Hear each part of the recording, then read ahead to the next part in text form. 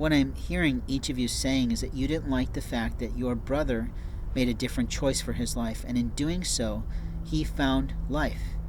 He found happiness. He found privilege to a point, but what he found was productivity, performance, and some prosperity. He was able to pay for his life and to others.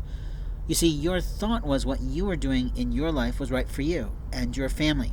But in truth, neither of you could afford to pay for you and your children the same. Now his child still had the needs of food, of clothing, and everything, just like your children. But your children are more than his. He had 1, you had 2, she had 3, Jim had 3, and openly, if I say that, I had none.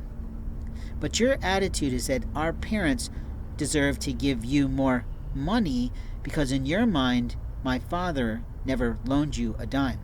In your mind, my father never paid for your schooling when you couldn't afford to do so. And my father allowed you to go to school and college without having to work.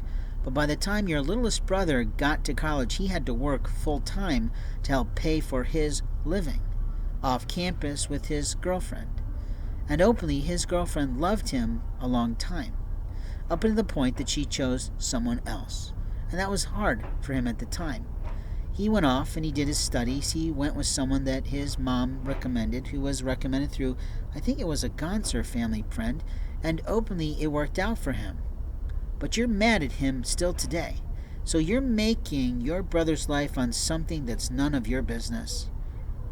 Your brother had a right to go off and find a new friend, a new business partner, a new client, a new everything, but you thought you'd take his private records and immorally call all these people to harm his life. You didn't want your brother to move to another state, but he had opportunities that he chose for his life to get away from people like you who want to abuse his privacy rights, abuse his medical rights, abuse his physical body, abuse everything that's important to his life because you just didn't like his life. And his attitude is, I'm sorry, if you don't like my life, you don't have to be anywhere near my life. I can give you the distance you need to live your life in focus and in greed.